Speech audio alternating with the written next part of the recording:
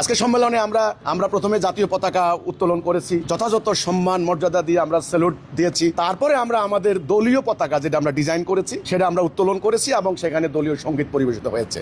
দল যখন হয়েছে, দল মানে একটা কর্মসূচি থাকবে, দলের একটা লক্ষ্য থাকবে, উদ্দেশ্য থাকবে, দলের একটা মনোগ্রাম থাকবে, এটা স্বাভাবিক। দলের একটা দলীয় পতাকা থাকবে। পতাকা হচ্ছে একটা দলের আশা আকাঙ্ক্ষার প্রতিফলন। অনেক বক্তব্য দিয়ে যে জিনিসটা বোঝানো যায় না পতাকা দিয়ে সেটা বোঝানো যায়। তো কাজে আমাদের নিজস্ব একটা মনোগ্রাম আছে। আমাদের প্রতিষ্ঠাতা ইমামুজ্জামান তিনি সেই মনোগ্রাম প্রকাশ করে, সেটা আমরা আপনাদেরকে আজকে সম্মেলনে দেখাবো। আমাদের নিজস্ব একটা কর্মসূচি আছে, আমরা কারো কাছে যেটা ধার করি নাই, সেটা আমাদের আন্দোলনের কর্মসূচি। আজকে আমরা আমাদের দলীয় পতাকা আমরা ডিজাইন করেছি। বাংলাদেশের যতগুলি দল আছে দেখেন, বিএনপি বলেন, আওয়ামী লীগ বলেন, জামাত বলেন, তাদের প্রত্যেকেরই আপনার এমনকি চরমোনাই সবাইরই কিন্তু দলীয় পতাকা আছে, দলীয় আদর্শকে বহন করে, ধারণ করে। এমনকি অনেক স্কুল কলেজ বিশ্ববিদ্যালয়েরও নিজস্ব দলীয় পতাকা আছে। তো আপনি যেটা বলেছেন আমাদের পতাকা অমুকের মতো তমুকের মতো, না, আমাদের পতাকা আমরা বর্ণনা করেছি। এখানে পুরো সাদার উপরে 5টা লাল তির্যক রেখা 30 ডিগ্রি অ্যাঙ্গেলে, আর এটার মধ্যখানে একটা তারকাটা হলো নীল রঙের, ওটা নেতৃত্বের প্রতীক। একজন নেতার নেতৃত্বে 5 দফা কর্মসূচি অনুসরণ করে বিশ্বময় শান্তি প্রতিষ্ঠার